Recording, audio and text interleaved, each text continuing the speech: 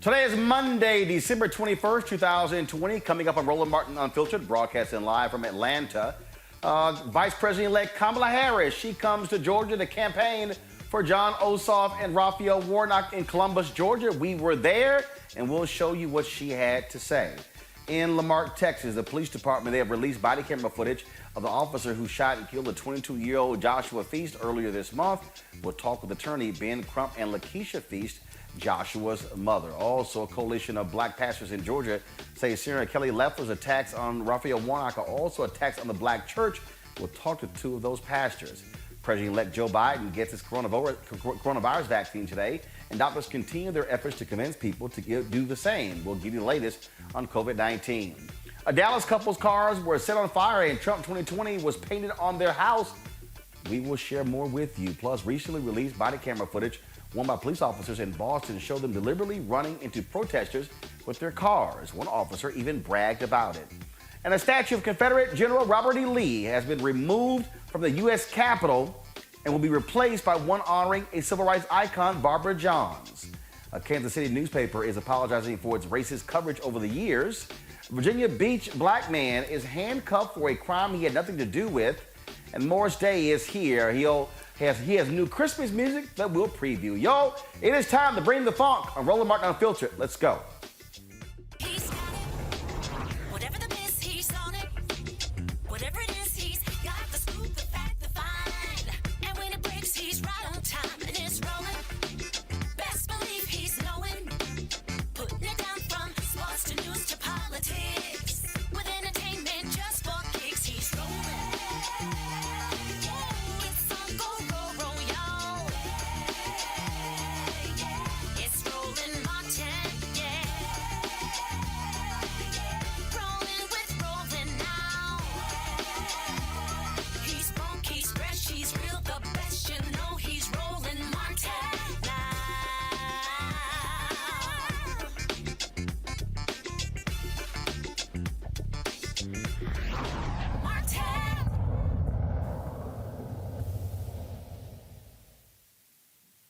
We're broadcasting live from Atlanta, Georgia. Today is the beginning of the second week of early voting for the three Georgia runoff races. Three races that involving, of course, John Ossoff. You also have Raphael Warnock. And then you have a state position where an African-American wants to be the first elected statewide in Georgia in 20 years.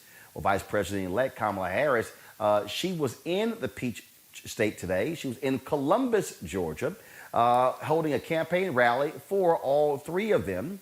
Of course, the runoff is January 5th, and she took time out of her schedule. Now, it was supposed to be a rally happening actually right now, but because of the bill that was being voted upon in Congress as we speak, she had to return to Washington, D.C. She still is a U.S. Senator from California. But she did have this to say at today's rally.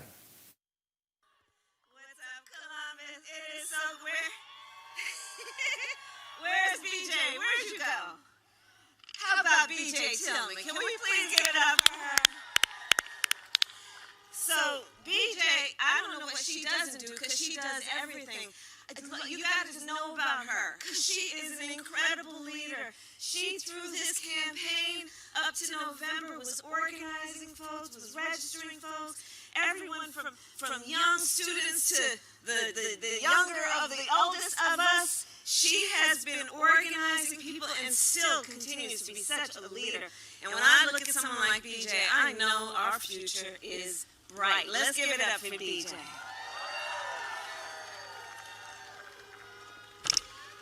All right, well, it is so good to be back in Georgia. It is so good to be back in Georgia.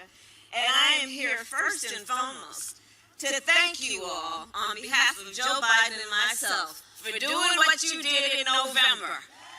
Because you did what no one thought could be done. You did what no one thought could be done. And you made a statement not only about who is Georgia, what is the voice of Georgia, what are the priorities of Georgia, what Georgia will not allow to be denied about Georgia, but you also made a statement about who we are as a country. You allowed people around this nation to say, don't ever put us in a box and tell us who we are. We will tell you who we are. That's what you did. That's what you did right here in Columbus. And so I am here, first and foremost, on behalf of Joe Biden and myself, to say thank you. Thank you for what you did. And of course, no good thank you comes without asking for a little bit more. So, January 5th. January 5th. You know, 2020 has been a difficult year. 2020 has been rough. You know, people making jokes about 2020, like, we want this thing to be over. But you know what? As far as I'm concerned, Georgia, Columbus, 2020 ain't over until January 5th. That's when 2020 will be over. That's when we'll get this thing done. Because as you know, everything is at stake when it comes to the need to elect Reverend Raphael Warnock, to elect John Ossoff, to elect Daniel Blackman. Everything is at stake. Everything that was at stake in November is at stake leading up to January 5th. Look at what's happening right now in this state. We're looking across the country at so much devastation. People who have lost family members, lost time being able to go to work, lost time in terms of our children's education and the days of their education they have missed. There has been so much loss these years, and in particular this year. We're looking here in Georgia at the fact that 1 in 7 families is describing their household as being hungry. We're in the midst of a hunger crisis in America, and it's hitting Georgia hard. 1 in 7 describing hunger in their households. 1 in 6 Georgian families are describing an inability or difficulty to pay rent. 1 in 4 small businesses in Georgia have gone out of business or are about to go out of business. And what we are here to talk about, and why everyone, all the leaders are here right now together, because if you're here, you're a leader, is to say that we will have our voices heard. We will not let anyone silence us. We will speak up about what we need. We will tell you what we want, and we will make it happen through our vote.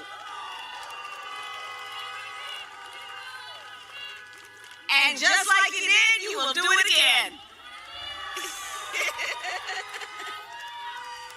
And here's the thing, you know, I was here, Joe Biden was here, we were all here together in Georgia before November. And remember how we knew what was at stake and the challenge ahead of us. We knew, like Stacey Abrams been telling us and organizing against it, that there would be powerful people trying to prevent us from voting.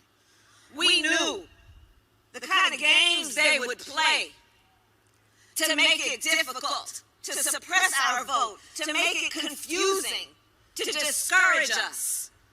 And in November we talked about that and we said we know the challenge that is before us. Well, the same challenge exists today.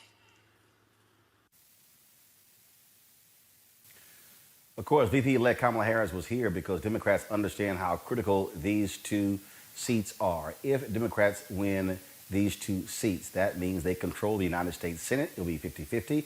And once she is inaugurated, she would break any tie. This is also important because it would solidify Georgia as a swing state, a state that is no longer solid red. And so all of this is at stake here.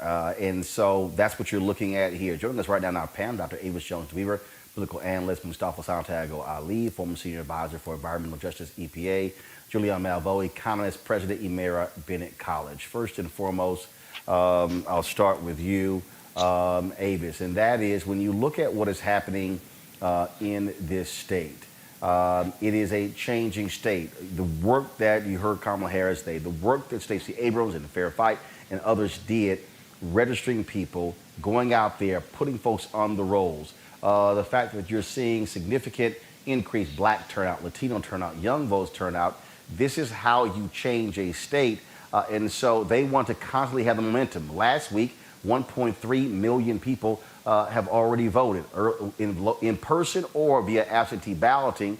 And so Democrats, they want to win this on the ground. Republicans want to saturate the airwaves. But the reality is there's no more airtime to buy. This is going to come to turnout. And that's why today's rally was so important. And going to a place like Columbus that's not in metro Atlanta, but that has a sizable black population.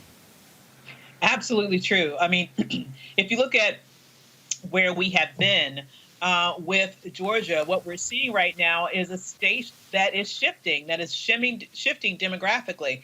And then you compound that with the just tremendous organizing that's been happening at the grassroots level with, not only Stacey Abrams, but if you look at what LaTosha Brown is doing and others who are based in Georgia all the time, various members from the Black Women's Roundtable, there has been a lot of work that has been put in to give the outcomes that we saw in November. And guess what? They have not let up one iota. They are still out there doing the work to get that turnout because they know that everything that they fought for in November is on the line with this particular runoff. And if anything, they're just doubling down and going even harder so that they can make sure that that turnout is at least at the level that it was for the November election. Hopefully it'll be enough to take them over the finish line.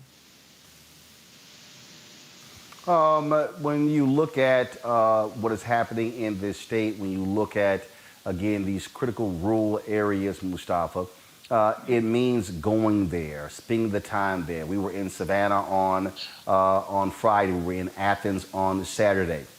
The folks at Black Voters Matter, I've been talking to them. They're focused on places that's not Atlanta.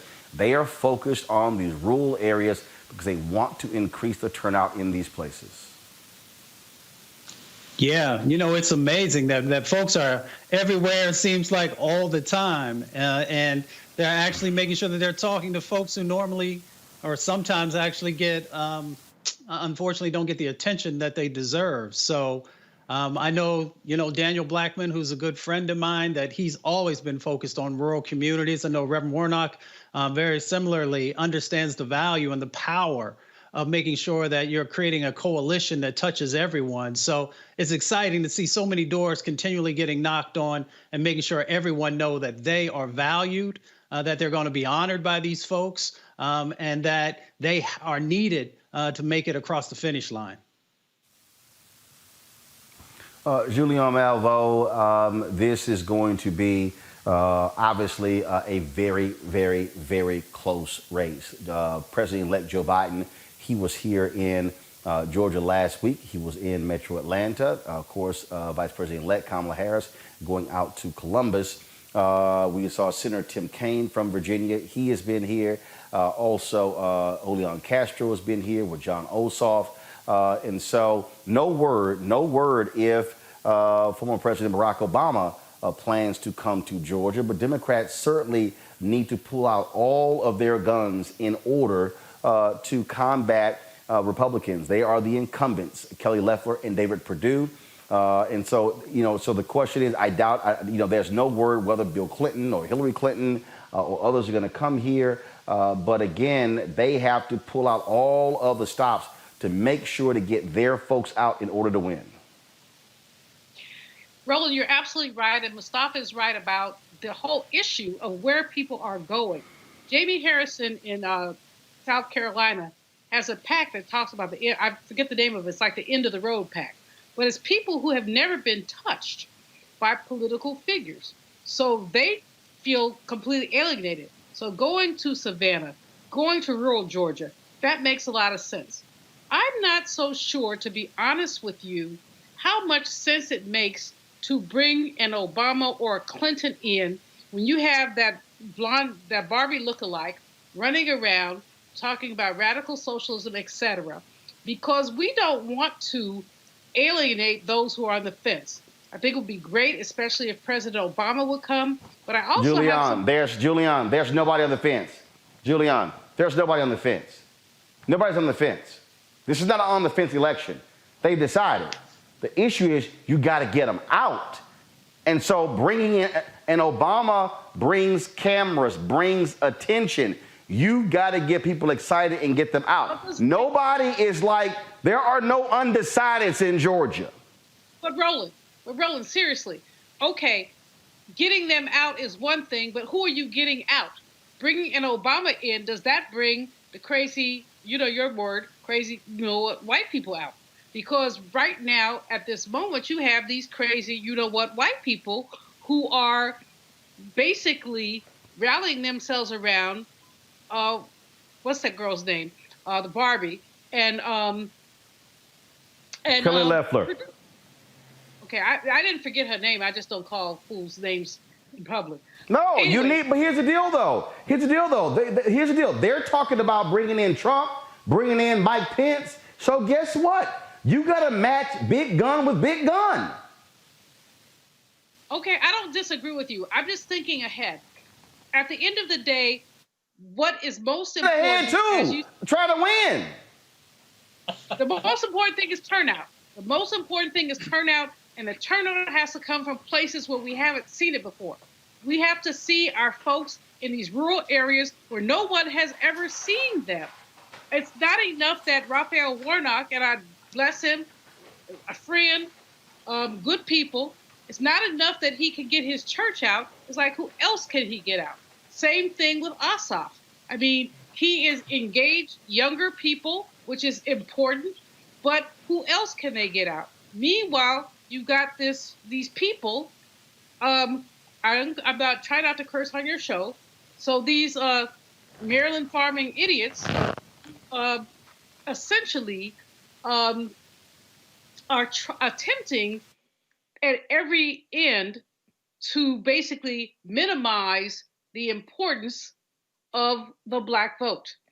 Loeffler's attack on Warnock is ridiculous, but at the same time, what's real here? I'm not trying to be, contrarian here. I'm just trying to say, let's think ahead. And I do think that turnout is critical. It's the most critical thing. It's really the only thing. But okay, I'm confused.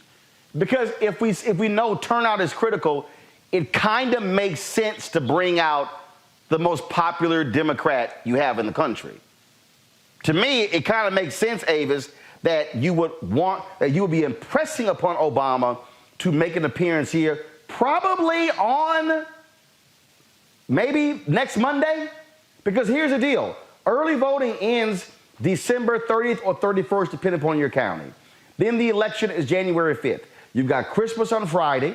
You've got New Year's Eve the following Thursday, Friday. Then you got that last weekend, which is January 2nd through the 5th. That's that Saturday, Sunday, Monday, Tuesday. Bottom line is here. I'm looking forward as well. And I'm saying I'm looking forward to win. This is a turnout election. And if Obama comes out, first of all, the folk on the right, we know where they stand. But the issue is in runoffs, Avis, typically Republicans do better because Democrats don't come out.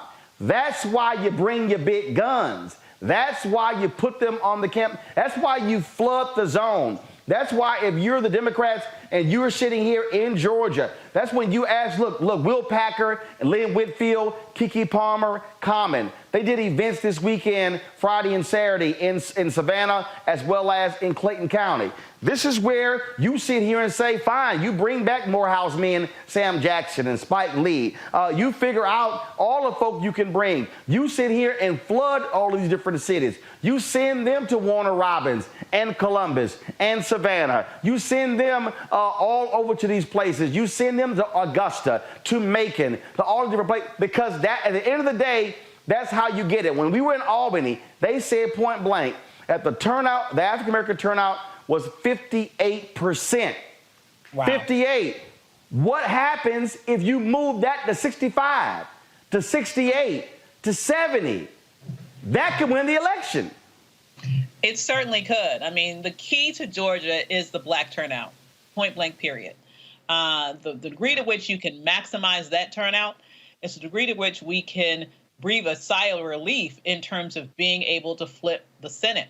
And I happen to agree. You want to be able to pull out all your guns. Now, I would happen to think that if you ask me, the most popular Democrat in America is actually Michelle Obama. But I don't believe she's made it plain that she is not a huge fan of politics. She ain't campaigning. First of all, exactly. Remember, Michelle Obama did nothing in person leading up to November 3rd. You're right. She did no events. Videos. Virtual, exactly. But she did no rallies. Exactly. She did no rallies. She did 2 videos that I thought were very compelling. I'd love to see her do that again. And I would definitely love to see a Barack Obama on the ground, as well as any and everybody who will motivate people to turn out. I mean, this is not the time to hold anything back. You bring everybody to the table that can get that next person to be motivated and that next person to be energized and that next person to take the step to vote early or to show up on election. Because let me tell you, we already know we have to overperform to be able to get the type of impact that we need, because we know the other side will do everything they can to steal the voting power away from Black people. So we can't just show up. We have to show up at a magnified scale, knowing that part of what we're looking to do is going to be challenged, if not thrown out all the way, by shenanigans by the other side. But Avis, what about the backlash? Mustafa, the thing. There is no backlash. It's a runoff. It's a runoff. But what's the backlash? It's a run. Okay, so how about this here? Republicans don't give a damn about Democrat backlash, bringing in Trump, bringing in Pence. They don't care. They're saying, oh, if Trump and Pence can juice turnout, bring them in. That's what you do. You don't run saying, well, they already are not going to vote for you. So your job is say, if I can get more of my people out and more of my people, then more of their people, then I win. But I ain't never heard a strategy, well, I think I can win if I don't fire all my bullets, but I might be able to win this thing. Hey, I believe you go down with no bullets left. That's just me, Mustafa. Yeah, I mean, I hear what you're saying. So I think it's good to have former President Obama there, but I'd also have Frankie Beverly and Mays and Big Boy and Andre 3000, because those are individuals that folks in Georgia and across the country want to see, want to hear from. So as you said, you got to utilize everything that you got. So let's get the folks that people listen to, care about, honor, and value in the mix. Hey, look, all I'm saying is this here, Julian. We've been on the ground now for 2 or 3 weeks. We're going to be here through January 5th. We had Glenda Carr from Higher Heights on here. They hit the poll from Hit Strategist. I think it was 35% of the Black women poll did not know the runoff was January 5th. Okay? Oh. Because they had to move the rally. We were in Columbus today. There were people Black people in Columbus who did not know that Kamala Harris was there. Wow. We were actually at the gas station. Hold on a second. We were at the gas station, filling up to drive back to Atlanta, and we see. I thought she had already left, but she clearly had a meeting, and then they left later. So all of a sudden, motorcycles come by, motorcade, black woman, the car next to us. She goes, man, something big must be going on. I said, well, Vice President-elect Kamala Harris is in town. She said, really? I didn't know that. Now, I don't know about you. Columbus ain't that big. Now, granted, it was a last-minute deal. It was a last-minute deal. The thing dropped on Saturday. The drive-in rally, they were filled to capacity. But I can tell you, when Joe Biden was here, even though the place was filled to capacity, the whole street was lined with people. There were a few people who were there for Harris. But again, that's one of those things to me where you want to bring in a wave of heavy hitters and people know what's going on, and it's just constant awareness, because, again, there are people in this state who don't even realize there's a runoff on January 5th. Julianne, final comment. First of all, I want to commend you for being there in Georgia. I think it's really important that you're there and you're sharing really important information. Secondly, I agree with you that there's not enough information out there and it needs to be out there. Thirdly, my concern is that I'm not trying to be a contrarian, although I've been accused of that many times. But I just think that we need to think about how this plays out. Obama is a lightning rod for white people. And so are many others. And so while we strategically use folks like Vice President-elect Kamala, I think we also just need to think about some of this. I think Mustafa is right in terms of who people listen to. And I'm just concerned. You said who's going to vote for is who's going to vote for, but I don't want these folks to get all ginned up and decide they're going to vote more because they see this as some liberal socialist plot, which is what the little blondie is saying about Reverend Warnock. Maybe I'm just being cautious. Maybe I'm getting old. Well, here's the deal. I think you getting a little too cautious there, Julianne. Bottom line is, it's a black man already running for the U.S. Senate. So hell, they scared of black folk. Obama ain't gonna be nothing different because they probably already scared of Warnock. All right, folks, let's go to this case in Texas we've been covering with the Lamarck Police Department. They have released body camera footage of the officer who shot Joshua Feast earlier this month. On December 9th, Feast was shot by Officer Jose Santos across the street from his uncle's home. Here is the body camera footage that was released.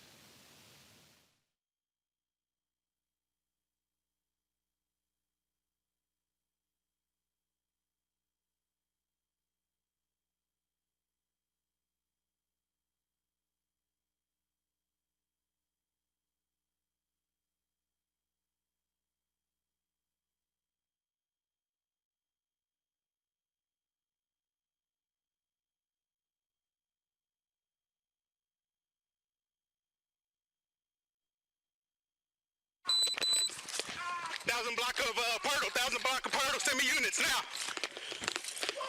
Show me your hands! Show me your hands! Show me your hands! Help me. 41, we're in front of 1010 Purtle. Stage medics. Help me, please. First unit to get here, I need you to recover the gun. He dropped it just outside of Dodge Charger. Stay on the ground, do not move.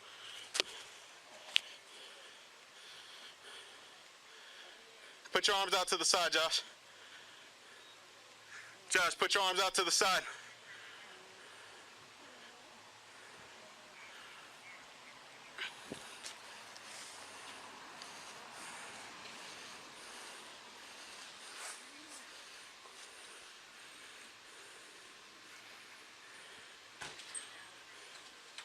Hey, stay inside for me, stay inside for me.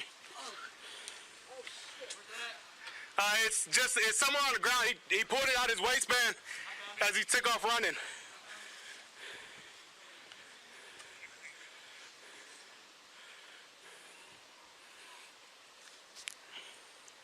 (4113), you copy traffic?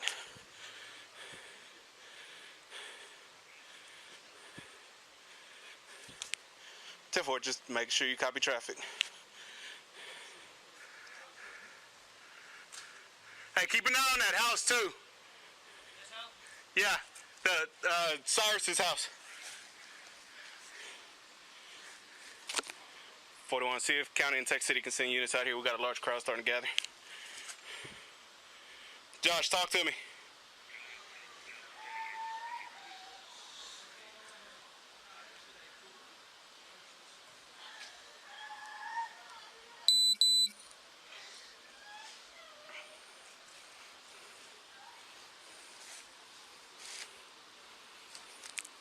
On log that 34 had to pick up the gun because we got a large crowd.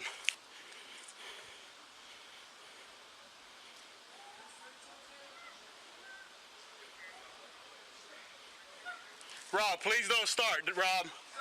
I'm gonna talk to you in a little bit, Rob. I heard you say, I heard the gunshot, then I heard you talk about showing your hands. The gunshots fired first, then you talk about showing your hands. I heard that, man.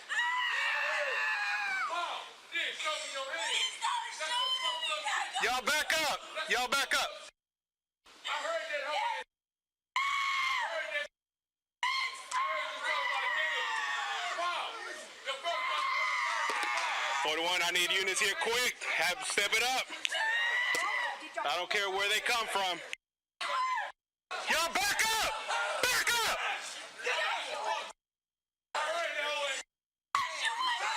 Hey, first unit comes up, get that the guy in the white do-rag.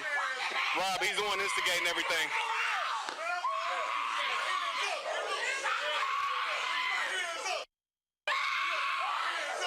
Still breathing, dog. I can't get... Rob! Hey! Rob! Rob, I can't get medics here till y'all stop.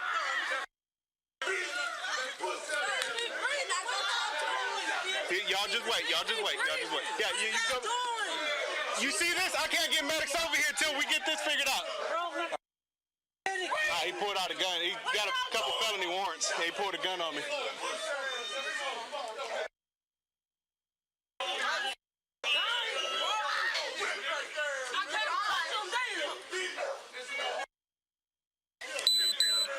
41, when I get supervisor here, I'm gonna need y'all to determine if we need to bring the medics in or carry him out.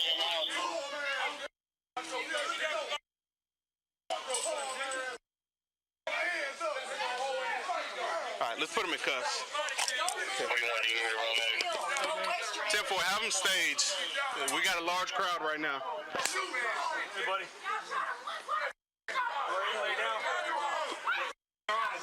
I can't hear what you're saying. I got a lot of screaming. Investigators say Feast was a person of interest and possibly connected to the recent shootings in the area. Now, according to Feast's uncle, a 22-year-old was outside talking to the mother of his child. That's when Officer Santos was driving down the street and made a U-turn. Santos pulled up and yelled Feast's name. Feast took off on foot, and then Officer Santos opened fire, striking Feast in the back. Civil rights attorney Ben Crump, who is representing the Feast family, says the body cam confirms that a defenseless man was shot in the back who posed no threat to Santos. Joining me now is attorney Ben Crump, as well as just pull up here. Give me 1 second. We're waiting for the mother to call. And so again, that footage came from the Houston TV station. We did not get the direct footage. We're still working on that. Ben Crump joins us right now. Ben, there's several different things here. First of all, that video was 5 minutes long. He shot very early in the video. You hear the officer saying, I got to wait to call in medics. Then toward the end there, you hear him say, let's put him in cuffs. He's already shot in the back. They made no effort to provide aid for him for almost 4 minutes. Yeah, you know, Roland, as Monique Presley and I have discussed, he fails to do his duties as a first responder. You even hear the neighbors who came out the house said, he's still breathing. Do something to help him. And the police tells them, no, you all stay back. And yet he won't do anything to try to help save his life. We believe that, you know, once we get into this case, if there was any chance that medical attention paid to Joshua Feast would have saved his life, that's going to be another charge on top of the unnecessary shooting of a defenseless man in the back as he ran away from him, Roland. And I just have to say this, because I want to give Lakeisha, his mother, time to talk when she comes on. The witness accounts out there on that video clearly say the officer never said stop. He never said freeze. And the only time, Roland Martin, that he said, put your hands up, is after he shot him and he's lying on the ground, bleeding out, dying.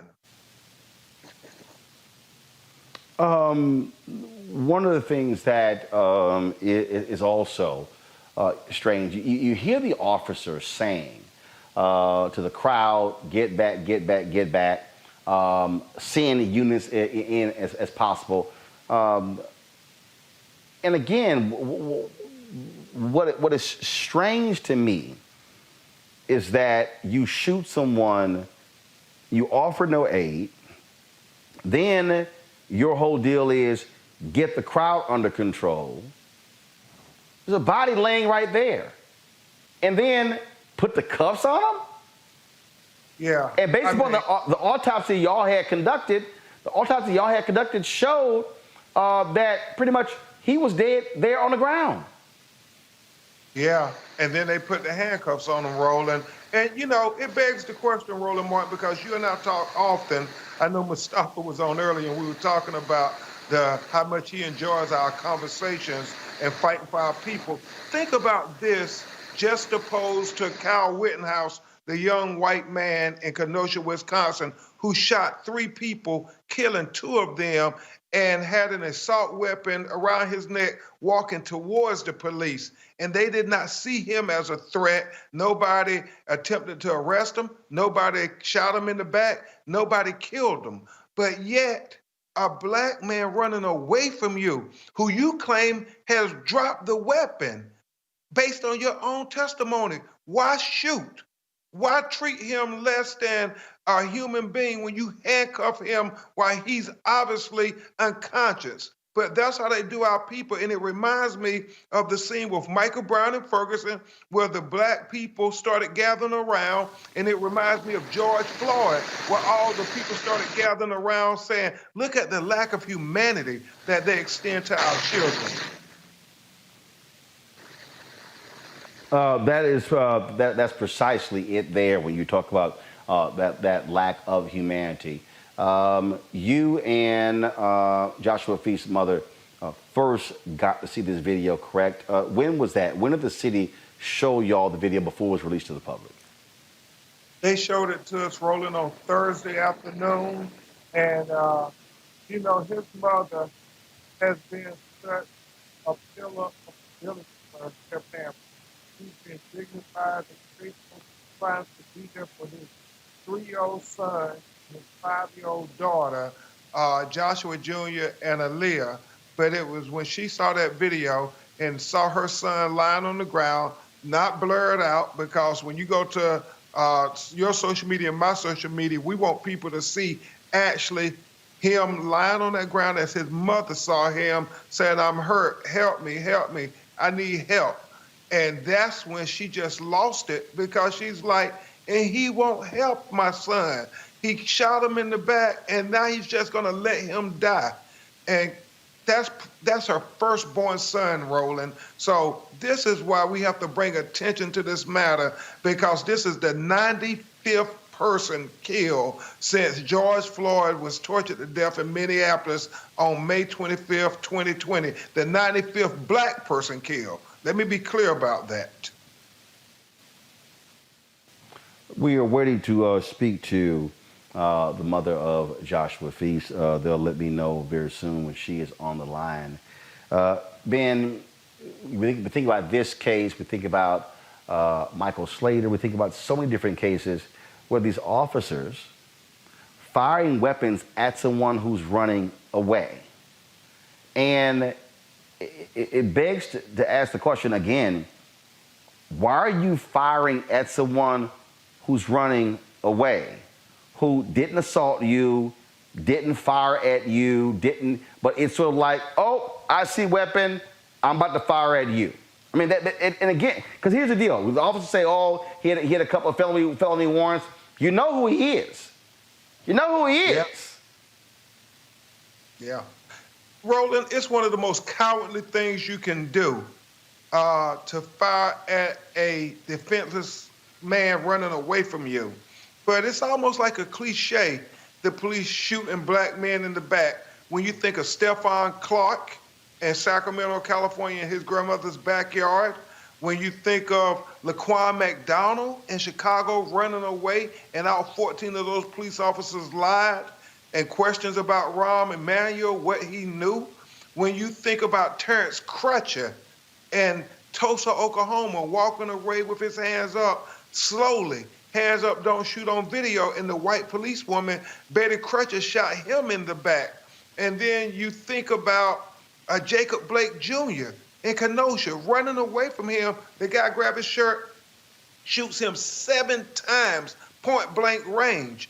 And as Monique and I were talking about it, and then we look at Joshua Feast, and as Monique broke down to me so eloquently, you know, she's one of your panelists. Monique Presley is brilliant, and I know this is your hometown, so it's really personal to you and her. But it is this whole notion of them lying about it or attempting to lie about it. The sheriff said his investigators said that Joshua Feast pointed the gun at him and was coming towards him, and now they had to walk that back. And now they're just trying to say, oh, well, he pulled a gun on me. But I believe once the witness accounts are documented, they're going to have to walk that back because there were a lot of witnesses out there. And they say Joshua Feast never, ever pointed any weapon at this police officer. He did what most black people do when the police confront them. You try to get away from the police. But that's it. But it's the lying. It's the lying. This to me sounds just like Laquan McDonald. When they lied, the cop said, oh, Laquan McDonald was charging at the cop. And then the videotape that Rahm Emanuel tried to suppress until it was released showed exactly what happened. He was not coming forward. It was a flat out lie. And this is what I also keep saying. When these cops lie in these statements, that should be automatic termination.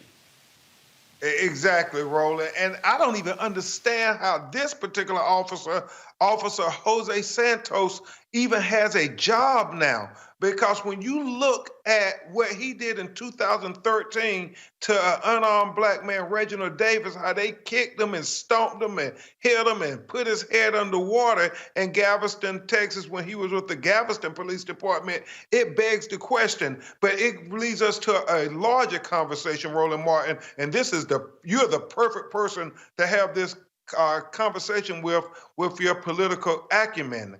The fact that Vice President Kamala Harris and President Joe Biden are talking about the need to have this national police registry of misconduct so they can't brutalize our people at one department and then be allowed to resign and then go to the next county and get another job at another police department, and then the brutality escalates to murder. We saw that with Tamir Rice, 12 years old in Cleveland, when that officer had been forced to resign, and then 6 months later, the Cleveland Police Department hires him, and then less than 2 weeks, he shoots that 12-year-old baby on the playground by himself in less than 1.7 seconds when he pulls up. Well, Officer Santos, it continued, his propensity to use excessive force against black people led to Joshua Feast's death.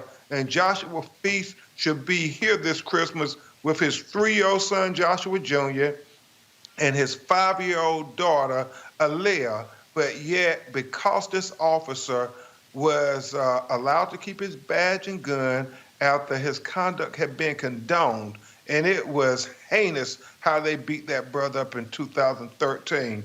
But yet we see what happens when you don't condemn that behavior. It leads to our children being killed. Looks like we're having some difficulty reaching Lakeisha Feast. So hopefully we'll be able to get her on the show tomorrow. Ben, we certainly appreciate you joining us, sharing this information with us. It's a story that we certainly are going to continue to cover. And again, and to your point, George Floyd was murdered Memorial Day in May of 2020.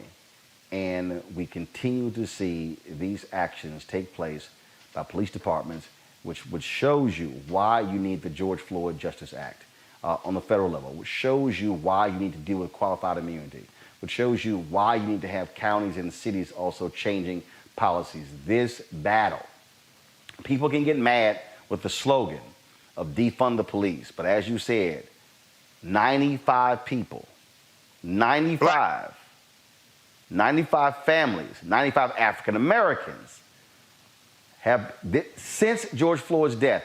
Repeat that again, Ben, for people. I want it to sink in, especially for the people who talk about defund the police. What you said, the number 95. Since May 25th, 2020, practically June, within a 6-month time span, 95 African Americans have been killed by the police during a pandemic, Roland Martin, during the time we all supposed to be shut down. Everything seems to have shut down in America except racism and discrimination as it relates to black people having confrontations with police. And that's what the issue is. And that's why we have to have the Biden administration address this matter in their first 100 days. We cannot wait on this because look how many children we lost in just these last 150 days. Absolutely sad. Ben Crump, we certainly appreciate it. Thank you so very much for joining us, sir. Thank you, Roland. Mustafa, to the point Ben made, again, people, all this brouhaha over the phrase defund the police, 95 black people dead at the hands of cops since George Floyd was murdered less than 6 months ago. Yeah, many of these are executions. I don't think there's any other way to say it, but then just to call out that they are executions. They are continuing to happen in our sacrifice zones, in these killing fields across our country where extreme violence is the way that the police deal with our communities. And we have to continue to push back against this. We got to make sure that there's a Department of Justice that actually is going to hold these police departments accountable when these types of acts happen. And as Ben said, we need to stop just moving police officers, bad police officers, around to different police departments when they get in trouble or they get let go by one of them. And that's the only way this dynamic is ever going to change. We got to make sure no longer having folks who should not be officers being officers. And two, we got to stop dehumanizing and allowing these areas, these black and